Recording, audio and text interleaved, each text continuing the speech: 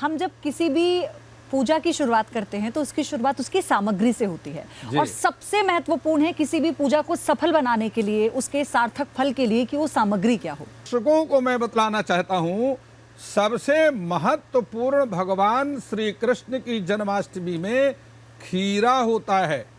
खीरा देखिए, मैं आपके चैनल के माध्यम से दर्शकों को दिखलाता हूँ, जो अपने घर में कृष्ण जन्म उत्सव मना रहे हैं उन्हें एक खीरा को इस प्रकार से 2 भागों में विभाजित करना है। जिस प्रकार कोई भी बालक जीव माता के गर्भ में आकर 9 महीने तक गर्भ में निवास करता है, उसी प्रकार से भगवान का जन्मोत्सव मनाने के लिए साधक जो भक्त हैं, खीरा में भगवान श्री कृष्ण का गर्भवास करवाते हैं। रात्रि के समय भगवान श्री कृष्ण को इस खीरा के अंदर से निकाल करके और भगवान का पंचामृत से अभिषेक किया जाता है। यह आपके दर्शकों के लिए मैं बताता हूँ, यह न्यूज नेशन के दर्शकों ने यहाँ पर और ये पंचामृत की व्यवस्था की है। इसमें 5 तत्व होते हैं, दूध है, दही है, शहद, घी और शर्करा इसमें विद्यमान है। यह पृथ्वी में 5 अमृत होते हैं जिसको पंचामृत कहा जाता है। इस पंचामृत के द्वारा भगवान श्री कृष्ण का विष्णु सहस्त्रनाम का उच्चारण करते हुए अथवा शुक्ल यजुर्वेद में वर्णित पुरुष सूक्त का उच्चारण करते हुए मध्य रात्रि के 12 बजे भगवान श्री कृष्ण के जन्म से और उनका अभिषेक किया जाता है। जिस प्रकार माता के गर्भ से जीव बाहर आने के बाद नाल छेदन प्रक्रिया की जाती है, तो देखिए मैंने इसका एक भाग जोड़ करके खीरा में रखा है। और जब कृष्ण का जन्म होता है तो नाल छेदन के लिए इस प्रकार इस खीरा को वहां से 2 भागों में अलग कर दिया जाता है। यह नाल छेदन की प्रक्रिया है।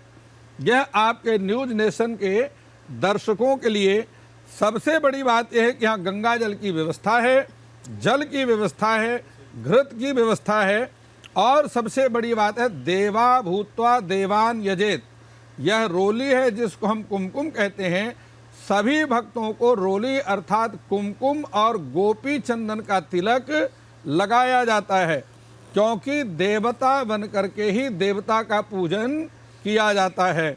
अक्षत है और उसके उपरांत ये तांबूलम बिना राजा तिलकम बिना ब्राह्मणा। बिना तिलक के जिस प्रकार ब्राह्मण अशुभ माना जाता है, उसी प्रकार से पूजा की सिद्धि बिना तांबूल अर्थात पान के बिना नहीं होती। इसलिए तांबूल की व्यवस्था है जो कि पूजा का महत्वपूर्ण अंग है। धूप दीप इत्यादि की यहाँ सभी व्यवस्था है। सबसे बड़ी बात यह है पयोधी जी कि यह शंख है। शंख कई प्रकार के होते हैं, लेकिन इसमें दक्षिणावर्ती शंख जो कि दाहिने हाथ की तरफ से खुलता है, वामावर्ती शंख जो कि बाएं हाथ की तरफ से खुलता है और मध्यमावर्ती शंख जो कि मध्य से खुलता है। यह भगवान श्री कृष्ण की पूजा का प्रमुख अंग है।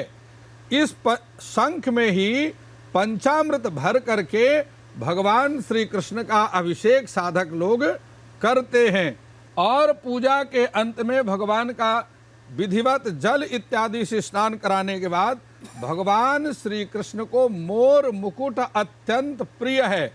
इसलिए यह वस्त्र धारण करने के बाद मोर मुकुट भगवान को धारण कराया जाता है, क्योंकि भगवान का जो शरीर है वह 5 तत्वों से नहीं बनता। हमारा प्रत्येक जीव का जो शरीर है वह वायु अनिल अर्थेदम भस्मांतम शरीरम। वायु अनिल अर्थ इत्यादि 5 तत्वों से बनता है, लेकिन भगवान का जो शरीर है, श्री विग्रह है, वह आनंद तत्व से बनता है। इसलिए ना उनकी मृत्यु होती है और ना ही कृष्ण का जन्म होता है।